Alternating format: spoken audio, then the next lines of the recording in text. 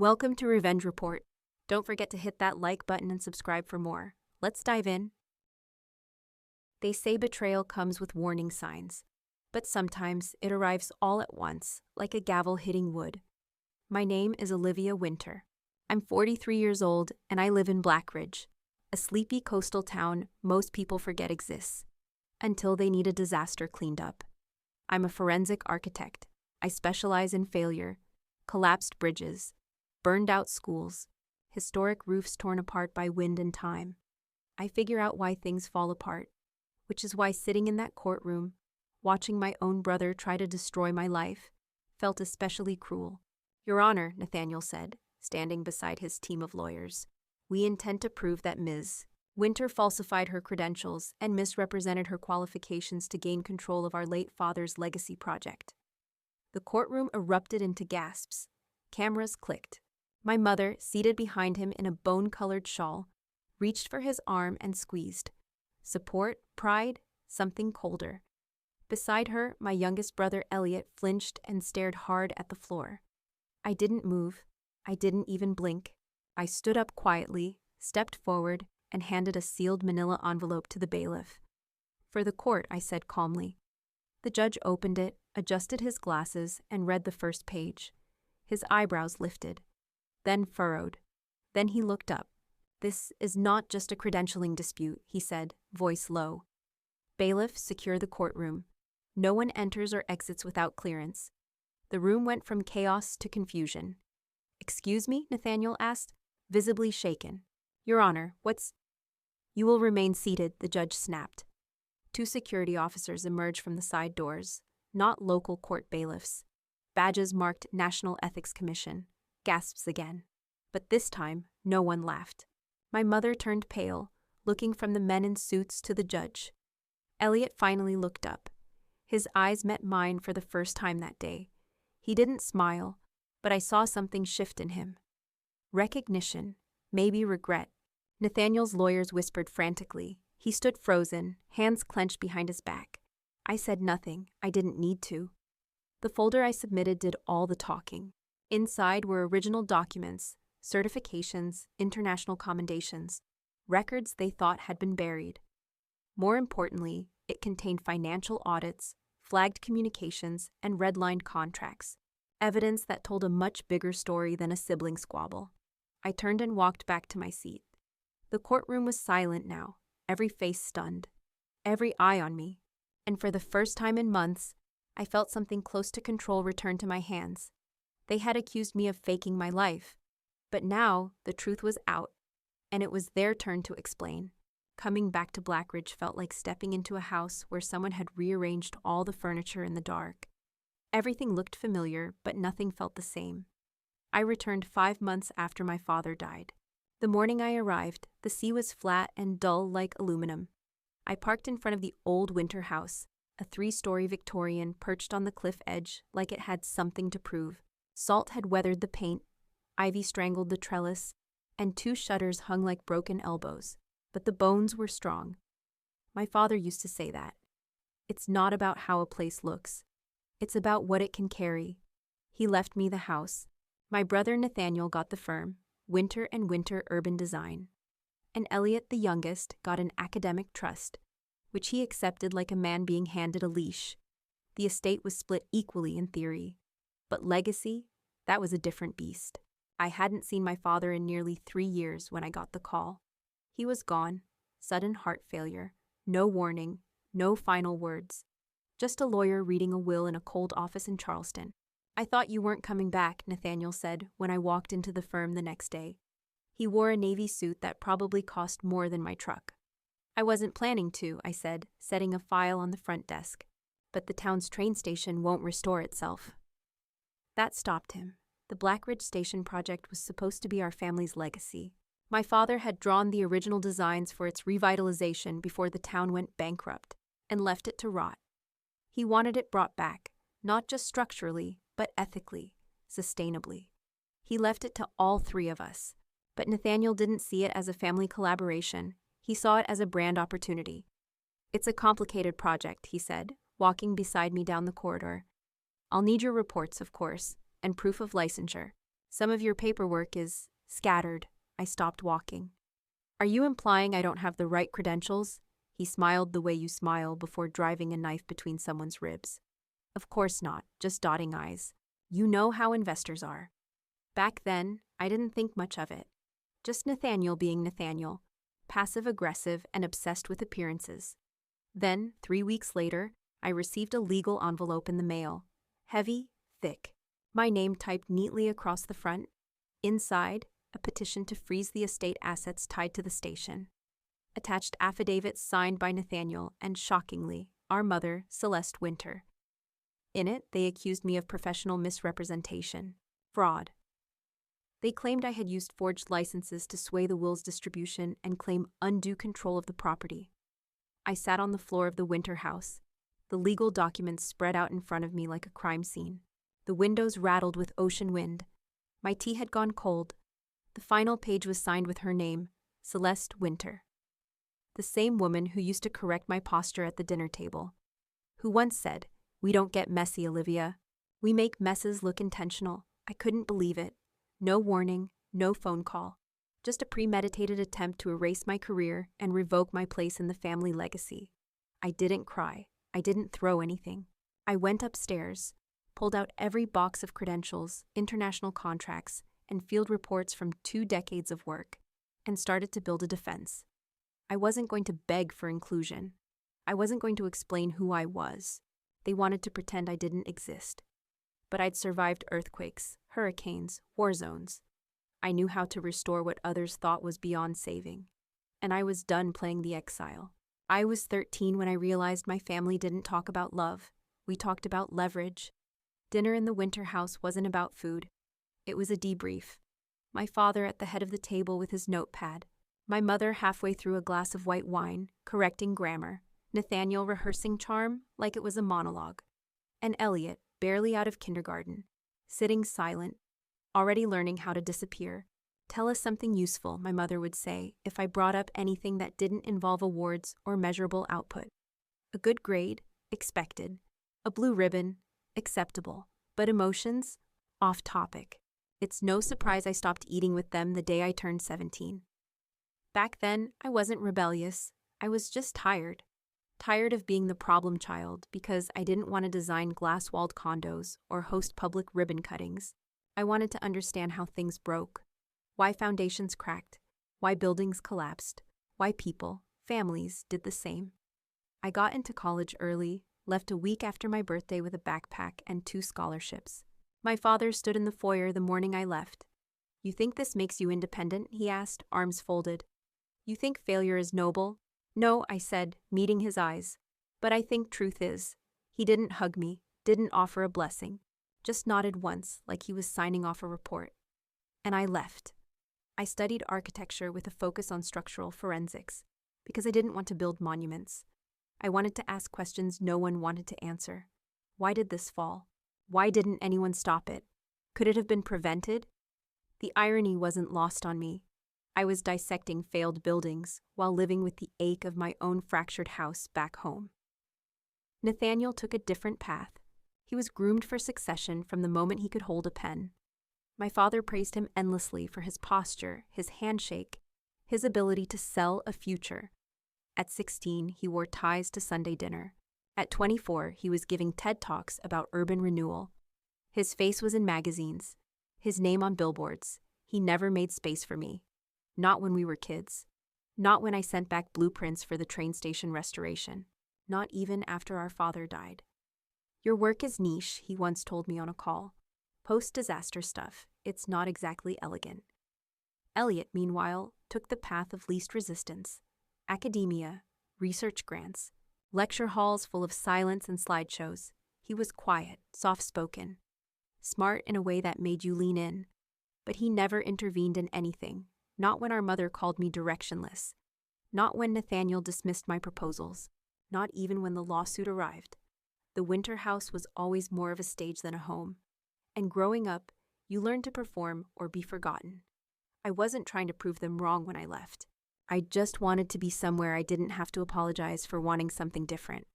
But when the call came about my father's death, I thought maybe, just maybe, it would change something. That loss might break the performance. Instead, it reinforced the script. Nathaniel became the executor, my mother the strategist, Elliot the ghost in the corner, and me.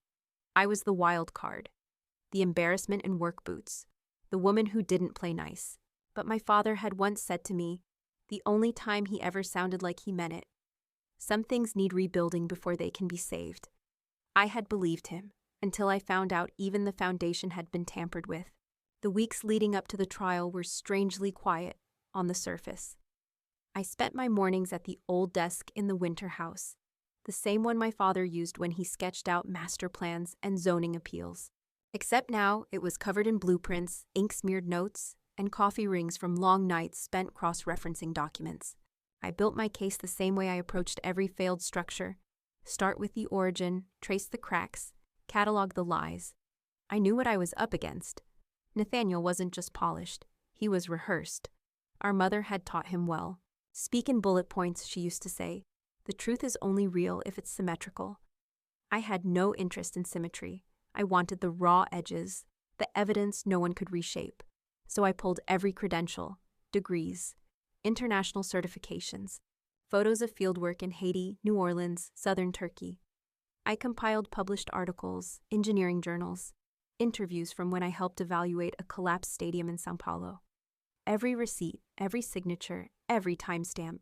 I printed them all, labeled them, boxed them in rows like ammunition, because that's what this was. Preparation for war. I'd been working late one evening, reviewing an old case file from a post-flood inspection in Vermont, when I heard a knock at the door. I opened it to find Elliot standing on the porch, holding 2 paper bags and looking like he hadn't slept in days. Chinese? He asked, not meeting my eyes. I nodded and stepped aside. He hadn't been by since the lawsuit was filed. Not once. We sat in the living room in silence, picking at dumplings and lo mein. The walls creaked under the wind. Outside, the ocean churned like it knew something was coming. Finally, Elliot spoke. Nathaniel's been meeting with investors, he said quietly. Even before Dad died, he had plans to rebrand the station project, privatize it, add high-end condos around it. That's not legacy, I said. That's profit. He stared into his tea. He said it was sustainable evolution, that Dad was too sentimental, that you'd just slow it down with your methods. I laughed bitterly. Methods like not lying? Elliot didn't smile. That's when I noticed it. The twitch in his jaw whenever he mentioned Nathaniel. The way he flinched when I used words like lie or profit. He was nervous, not just guilty, scared. What else? I asked, setting my carton down. He hesitated, then reached into his coat and pulled out a flash drive. This isn't everything, he said. Just what I could get without raising alarms. I stared at it. Elliot, what's on here? Internal memos, he said. Project proposals, budget discrepancies, timelines that don't match the public record. Some of them, he paused, some of them have your name on them. But you didn't write them. My stomach sank. They forged documents in my name. He nodded. It's all buried in the contracts. Recycled copy-paste language. Redirected funds through a shell nonprofit called Civic Resilience Alliance, supposedly supporting veterans. I went cold. I never worked with them, I said. Never even heard of it. They used your credentials, Elliot said, voice tight. They wanted it to look like your initiative. So when the project collapses, or gets audited, you take the fall. We sat in silence. I stared at the flash drive like it was radioactive. You should have come to me sooner, I said. I know, he whispered, but I was afraid. Afraid of Nathaniel? Elliot didn't answer. That night, after he left, I didn't sleep. I backed up the drive, twice, cross-checked the memos, compared timestamps, started mapping a digital timeline that would trace every falsified document and link it back to Nathaniel. And, by extension, our mother. They hadn't just tried to cut me out. They'd used my life's work as a decoy in their money laundering scheme. This wasn't about the house, or even the station. It was about control, legacy, erasure. They'd tried to collapse my reputation like a condemned building. But I'd spent my whole life studying what happens when things fall apart. And I wasn't going down with the structure. By the time the hearing began, the courtroom felt less like a place of justice and more like a theater. one where the script had already been written, and I was cast as the villain. Nathaniel arrived first, in a tailored charcoal suit that looked like it had never seen a wrinkle. He nodded to the press in the gallery, offered a tight smile to the judge, then took his place beside his legal team. 3 lawyers, each with polished smiles and thicker binders than mine. My mother followed a few minutes later, draped in pearl gray wool, her lips pressed into a line of dignified concern. She sat behind Nathaniel, her hand resting lightly on his shoulder, like a queen blessing her chosen heir. Elliot wasn't in the family row. He'd taken a seat in the gallery's far corner, his face unreadable, hands in his lap. He didn't look at me. I sat alone. No entourage, no performance. Just me, a single folder, and the knowledge that I was telling the truth. Nathaniel's team opened with a slideshow, projected images of old buildings, one with a collapsed roof, another with flood damage. Photos I recognized, because I'd taken them myself, but the captions beneath them had been edited. These reports, said Nathaniel's lead attorney, a man named Caraway with a voice like silk over steel, were submitted under the name Olivia Winter, but we intend to show that Ms. Winter was not legally certified at the time of these evaluations. Furthermore, we will prove that she used fraudulent credentials to sway the estate division in her favor. He turned toward the judge. Your Honor, we believe this is a deliberate pattern of professional misrepresentation, a breach not only of ethical standards, but legal ones. I watched, stone-faced, as they continued. Emails were read aloud, letters with my name, but wording that didn't sound like me. Reports I had never submitted, stamped with dates that didn't match my travel records. Then came the character attacks. She often worked off-grid, Caraway said, clicking to a map of international field locations. Minimal oversight, no formal supervision, a pattern of behavior consistent with someone who knew they had something to hide. Then they called my mother to the stand. She walked with grace, sat with practiced poise. When asked about my work, she smiled softly, almost sadly. Olivia is brilliant, she said, voice trembling just enough. But she's always been impulsive, a little self-destructive. She wants so badly to matter. Sometimes she overreaches. My husband worried about her emotional stability in his final years. I didn't blink, I didn't move, but I felt something break in my chest. She looked me in the eye as she said it, like she believed it, like she'd been rehearsing it. Nathaniel didn't look at me once. The judge asked a few questions, mostly about timeline inconsistencies. My mother answered with vague concern and furrowed brows, offering a portrait of a daughter who meant well, but couldn't be trusted with the family's name. When she stepped down, the courtroom was silent. Elliot still hadn't looked at me. Then it was my turn. I stood and walked to the table, opening my folder. No theatrics, no speech, just documents. I handed them to the court clerk, certified copies of my degrees, licensure, post-disaster evaluations signed off by the UN and the International Reconstruction Coalition, a notarized letter from a Chilean architecture firm where I'd consulted on earthquake retrofits, even a scanned letter from my father, dated 4 months before his death, thanking me for bringing integrity to the station project. The judge flipped through the first few pages, then nodded slowly. I see, he said. But I wasn't done. I'd like to submit a second folder, I said. Inside, testimony from 2 of my former field supervisors, with photos of me on site, journal articles citing my analysis methods, a signed statement from the Civic Resilience Alliance, the veterans nonprofit that Nathaniel had funneled money through, confirming that I had never been associated with their operations in any capacity. Caraway objected, claiming surprise evidence. The judge overruled him. I didn't speak again. I didn't need to. The paper trail was louder than anything I could say. As the clerk passed the exhibits to the bench, I looked up. Nathaniel finally turned toward me. His smile was gone. His jaw twitched. The judge glanced between us, then leaned back slightly in his chair. I believe we'll need to look at these documents closely, he said. It wasn't a victory. Not yet. But I saw it, the shift. The courtroom, once fully aligned against me, had begun to tilt. Just a few degrees, but enough to crack the frame. And cracks, I knew, were where the truth started to seep through. 2 days before the final hearing, I heard a knock on the back door just after midnight. I thought it was the wind at first. The winter house creaked like it was still arguing with the past. But then the knock came again, quieter, hesitant. 3 short taps, like someone asking permission to breathe. When I opened the door, Elliot stood there, shivering.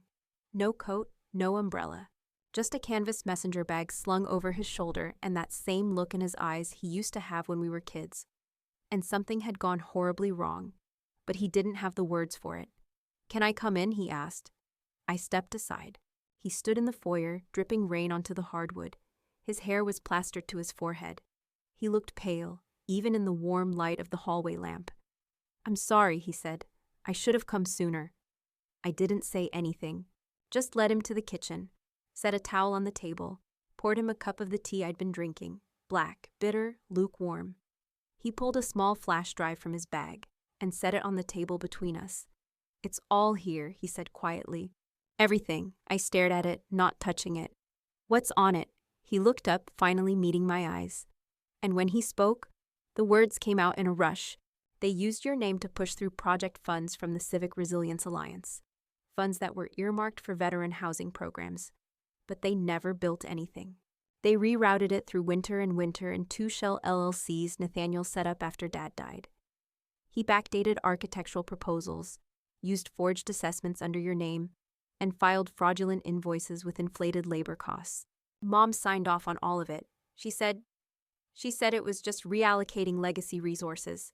But it's embezzlement, Olivia. It's massive." I sat back in my chair, the room tilting just slightly. Not from surprise, I had already suspected this, but from the weight of hearing it confirmed. From Elliot, of all people. "There's more," he continued. "Audio files? One of them? It's Mom.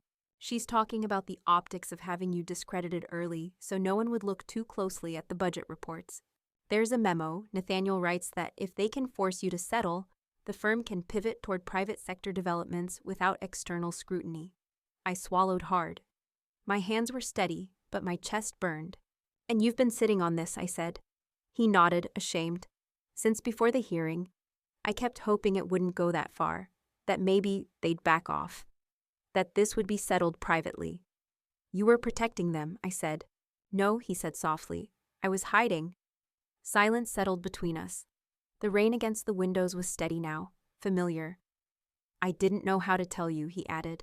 "I didn't know how to look you in the eye." I finally reached out and picked up the flash drive. "This ends it," I said. "I know. But it also breaks what's left of us," I added. "You know that, right?" Elliot looked down at the table, blinking fast. "I didn't want this." "I didn't either," I said. "But we don't always get to choose what we inherit. We just get to decide what we carry." He nodded slowly. "You were the only one who ever asked me why I left," I said after a long pause. "Not Mom, not Nathaniel. You." "I remember," he said. "You said you wanted to fix things no one else would admit were broken." I nodded. Still true. I stood, walked to my bag, and placed the drive carefully in the front pocket. "I'll submit it to the judge first thing tomorrow." He stood too, hesitating. "I'll testify if you need me to," he said. "I'll say everything I know. I'm done lying by staying quiet."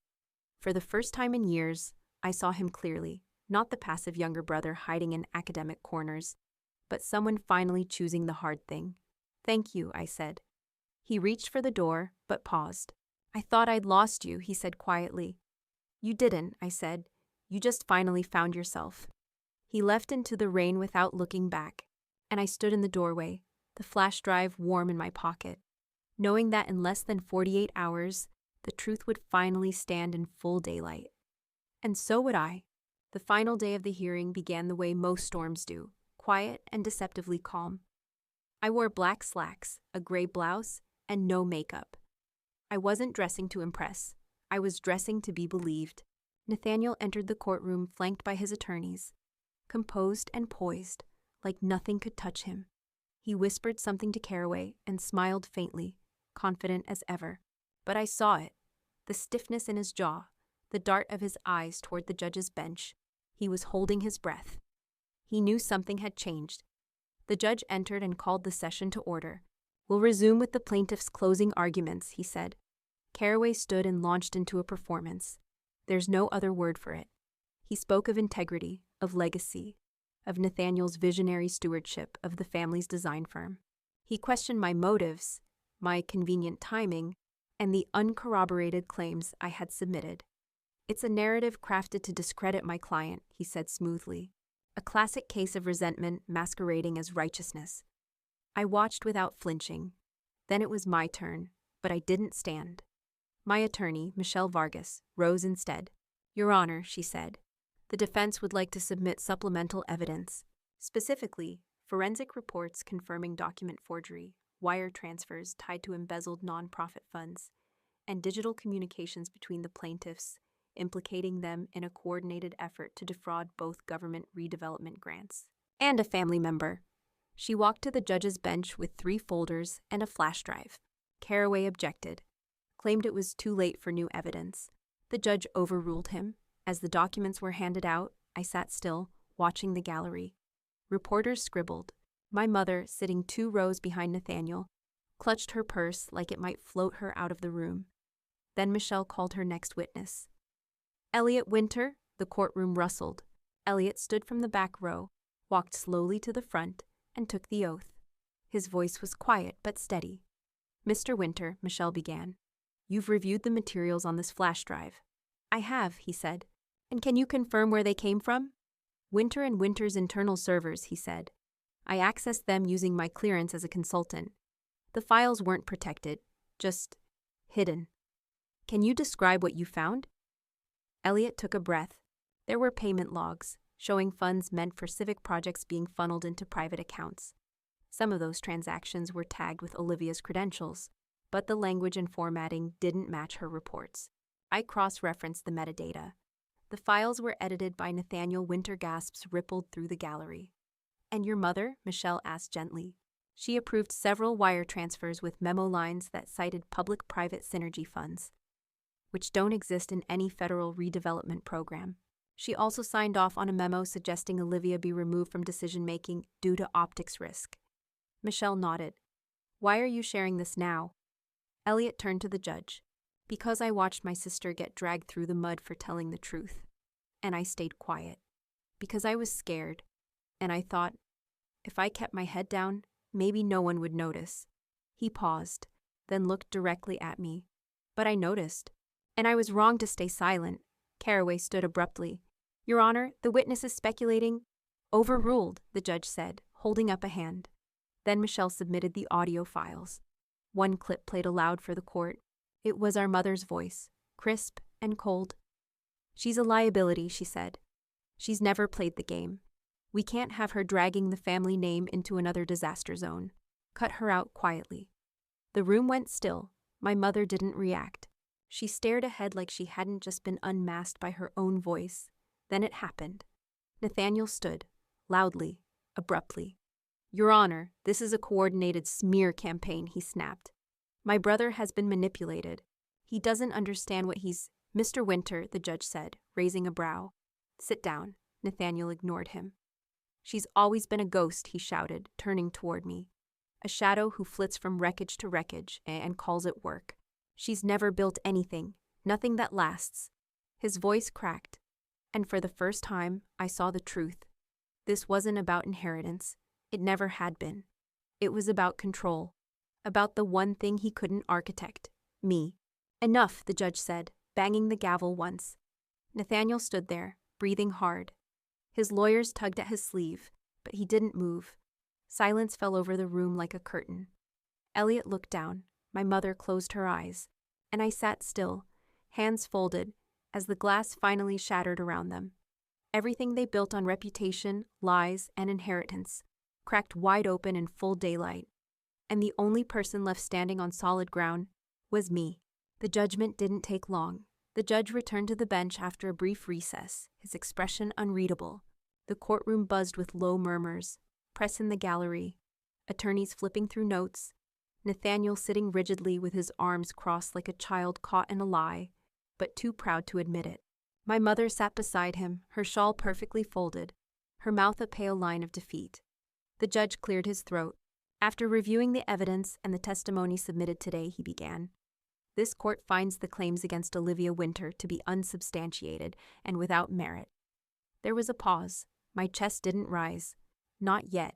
Furthermore, he continued, given the financial documentation and testimony presented, This court is referring all exhibits concerning the misuse of federal redevelopment funds, forged documentation, and fraudulent nonprofit channels to the office of the Inspector General and the State Ethics Commission for immediate investigation.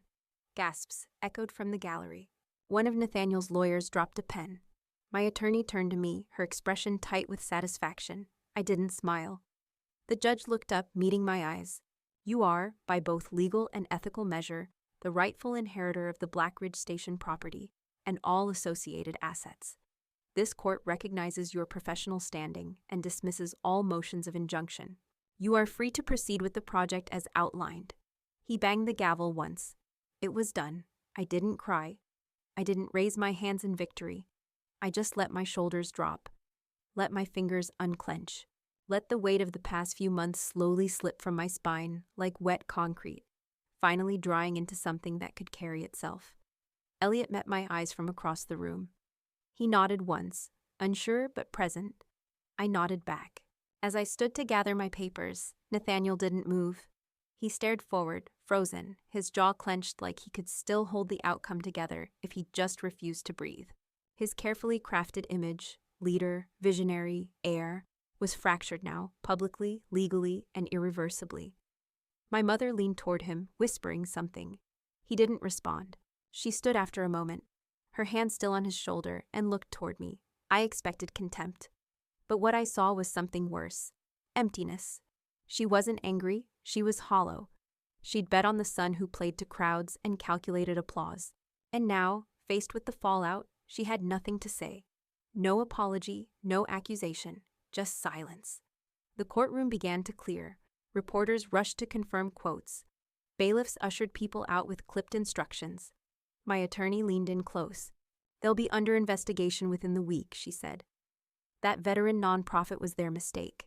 They wrapped too much in patriotism, thinking no one would question it. But you brought them down clean. I nodded. Thank you. She gave me a small smile. You already did the hard part. I just wrote the index. As I stepped out into the hallway, the air felt brighter, lighter, like it belonged to me again. I wasn't a defendant anymore. I wasn't a fraud. I was Olivia Winter. Certified, vindicated, and still standing. Elliot caught up with me at the elevator. They'll be okay, he said quietly, glancing behind us. I don't care, I replied. He looked surprised, but not offended. They tried to erase you, he said after a moment. And they failed. He looked down, fidgeting with the strap of his bag. I'm sorry I let it get that far. I touched his arm lightly. You stopped it. That's what matters. The elevator dinged. Before stepping in, he turned to me. What now? I thought for a moment. I start over, I said. But this time on my terms. He nodded slowly. I'll help, he said. If you want. I do. He smiled. And then, just before the doors closed, he said something I didn't expect. I thought I'd lost you. I held his gaze and answered with the same words I'd given him that night in my kitchen. You didn't. You just finally found yourself. The doors slid shut between us. And for the first time in a very long time, I knew I wasn't walking out alone. I was walking forward, towards something that looked, at last, like clarity. The Winter house sat on the edge of the Black Ridge cliffs like it always had. Weather-beaten and proud, its bones older than half the town, its windows stubbornly rattling every time the wind swept in from the sea. After the trial, I came back here not to hide, but to breathe. I didn't unpack right away. I left the boxes in the hallway and the file folders stacked in the den. The first thing I did was open the windows, let the salt air in, let the sound of the gulls replace the quiet hum of courtroom fluorescence and whispered judgment. This place had always felt haunted, but now it just felt still. The headlines faded fast. Prominent design firm faces ethics investigation made a brief splash, followed by vague reports of Nathaniel Winter's indefinite leave and the firm's ongoing internal audit. There were no photos of him leaving the building, no interviews, just silence. Our mother stopped returning calls from reporters. Eventually, she stopped calling anyone at all. Elliot visited once a week. He didn't talk about the case, and neither did I. We talked about books, old restoration projects, the train station, what it might become if we stripped it back to the brick and let the light in. He brought me a plant for the windowsill one day. Fig trees are stubborn, he said, but they grow through stone if you let them. He didn't have to say what we both knew. Our family had always been about the surface. The station would be about the structure. The house needed work. The plumbing groaned. The attic door still stuck. But the floors held. The foundation was true. I started spending mornings in the garden, pulling weeds, turning the soil.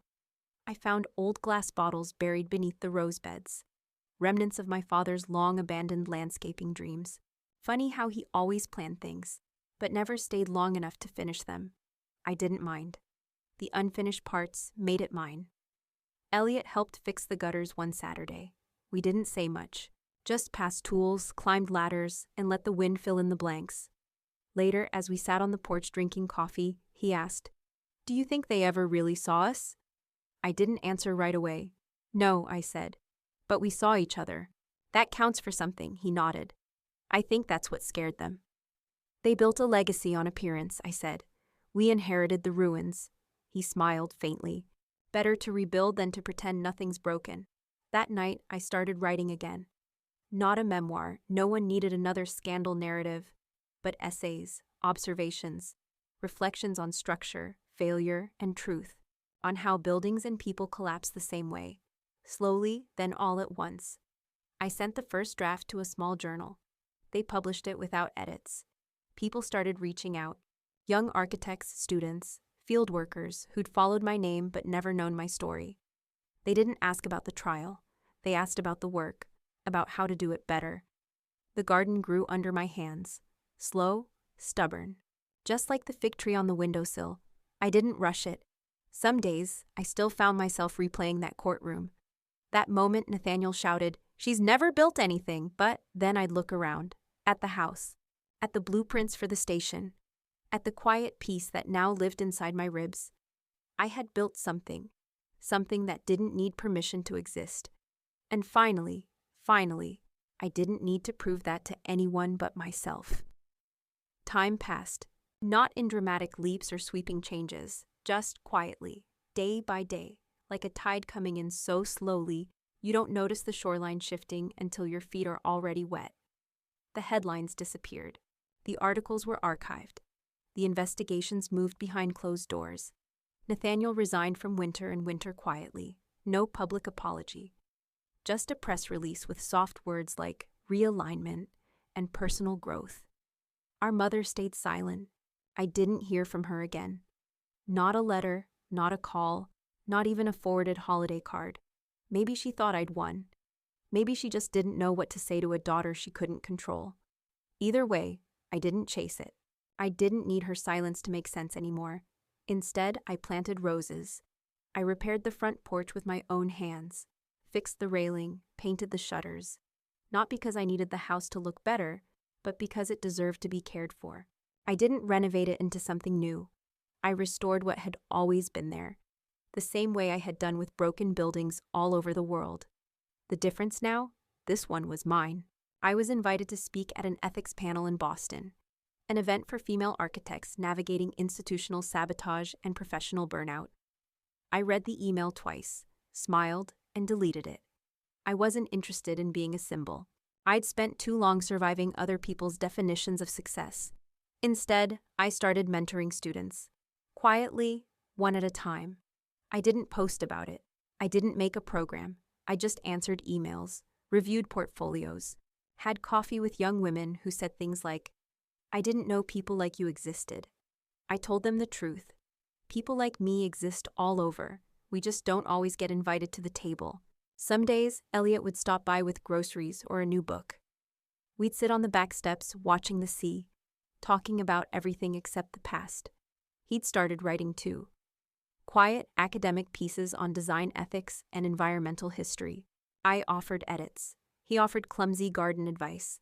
We never said it aloud, but I think we both knew. We weren't rebuilding our childhood. We were building something better. The train station project moved forward. Slowly, thoughtfully. I walked the site every week, boots crunching on gravel, clipboard in hand, sketching ideas that didn't look good in press releases, but worked in real life. We weren't designing a monument. We were designing something people could use. The morning this story ends, I woke before sunrise. The air smelled like salt and lilac. I walked barefoot across the cool kitchen floor, opened the back door, and stepped outside. The sky was still dark, but the horizon had begun to burn, just a thin line of orange and pink where the ocean met the sky. I walked down the path behind the house, where the grass gave way to stone, and stood on the cliff's edge.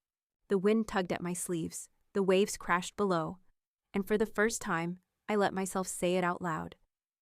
They tried to rewrite me. The words didn't sound angry anymore, just true, but I learned to write my own ending. I didn't need to be anyone's daughter. I didn't need to be anyone's proof of resilience. I didn't need to be anyone's anything, just Olivia Winter, architect, rebuilder, woman standing in the sun, still here, still building, still enough,